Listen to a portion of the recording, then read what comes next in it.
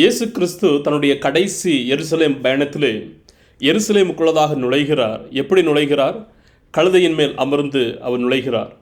அவர் நுழைகிறதான போது ஜனங்கள் எல்லாருமே பயங்கரமாக இயேசுவை வரவேற்கிறார்கள், கொண்டாடுகிறார்கள். எப்படி? தங்களுடைய வஸ்திரங்களை எல்லாம் விரித்து போட்டு, மரக்கிளைகளை வெட்டி வழிகளிலே போட்டு, அதன் மேலாக கழுதை நடக்குமாறும், கழுதையின் மேலாக இயேசு கிறிஸ்து அமர்ந்து அந்த எருசலேமுக்குள்ளதாக அவர் நுழைகிறார். இப்படிப்பட்டதான வேளையிலே ஜனங்கள் பாடி ஆர்ப்பரித்து கொண்டாடுகிறார்கள். அவர்கள் எப்படி கொண்டாடுகிறார்கள்? மத்தேயு 21:9 சொல்லுகிறது, தாவீதின் குமாரனுக்கு ஓசன்னா என்று சொல்லி அவர்கள் கெம்பீரிக்கிறார்கள். இன்றைக்கு இந்த ஓசன்னா என்கிறதனுடையதான அர்த்தத்தை மட்டும் சொல்லி இன்றைக்கி முடிக்கப் போகிறோம்.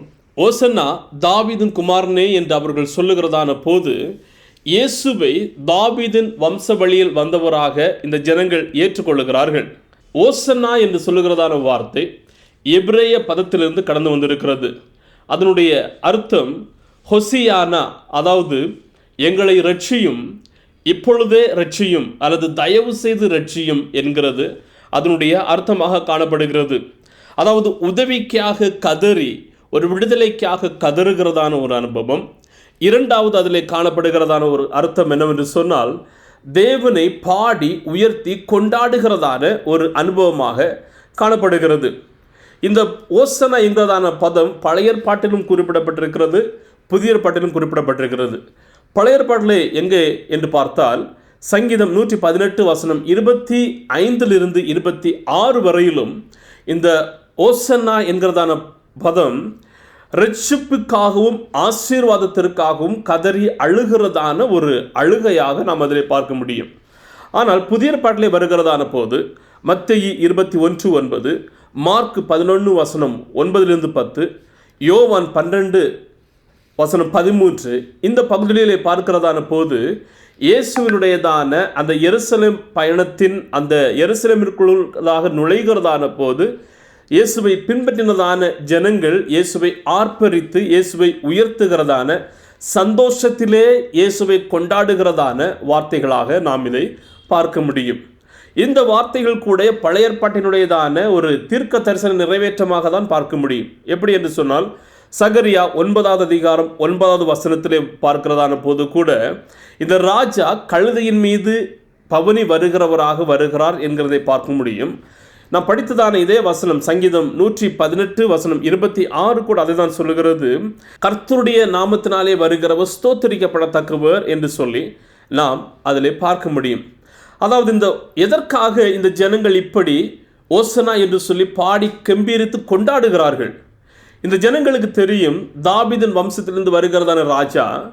ஆனால் இவர்கள் முழுமையாக நம்புகிறார்கள், இந்த இயேசு ராஜா இந்த ரோமர்களிடம் சண்டை போடுவார், அவர் சாதாரணமாக ஒரு ராஜாவாக யுத்தம் செய்வார், யுத்தம் செய்து எங்களுக்கு வெற்றியை தேடி தருவார், எங்களுக்கு மீட்பை கொடுப்பார் என்கிறதான ஒரு நம்பிக்கையிலே காணப்படுகிறார்கள். ஆனால் இந்த இயேசுவாகிய ராஜா அவர் தாழ்மையின் கோலம் எடுத்து பாவத்திலும் சாபத்திலும் அக்கிரமங்களிலும் மீண்டிருக்கிறதான ஜனங்களை மீட்கும்படியாக இவர் கடந்து வந்தவராக காணப்படுகிறார். எனவே இந்த ஜனங்கள் இயேசுவை கொண்டாடுகிறார்கள், பாடுகிறார்கள், ஆரவாரிக்கிறார்கள். ஆனால் அதோடு கூட சேர்ந்து இந்த ஓசன்னாவுடையதான பழைய ஏற்பாட்டின் அர்த்தத்தை பார்க்கும்போது உதவிக்காக கதறுகிறதான ஒரு கதறலையும் கூட நாம் பார்க்க முடியும்.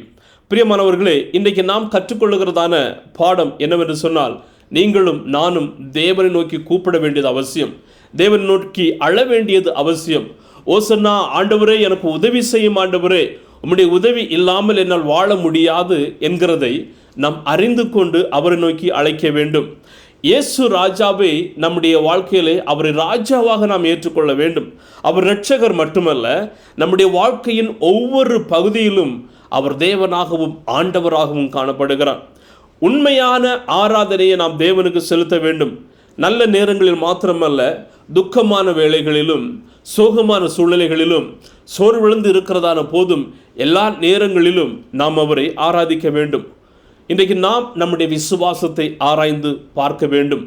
அது உணர்ச்சி பூர்வமானதா அல்லது ஆழமாக வேரூன்றி இருக்கிறதா என்கிறதை நாம் ஆராய்ந்து பார்த்து இந்த ஓசன்னா கர்த்தருடைய நாமத்தினாலே வருகிறதான தேவனை துதித்து பாடி மகிமைப்படுத்தி அவரையே நாம் நம்முடைய ரட்சிப்புக்காக சார்ந்திருக்க வேண்டியது அவசியமானதாக இருக்கிறது. இந்த ஓசன்னா என்கிறதை சொல்லி இந்த தேவனிடமிருந்து நாமும் ஆண்டவரே எங்களை ரட்சியும் அப்பா, எங்களை மீட்டுக்கொள்ளும் ஆண்டவரே என்று அவரிடத்தில் கேட்டு பெற்றுக்கொள்வோம். கர்த்தர் தாமே நம் ஒவ்வொருவரையும் ஆசீர்வதிப்பாராக. ஆமேன், ஆமேன்.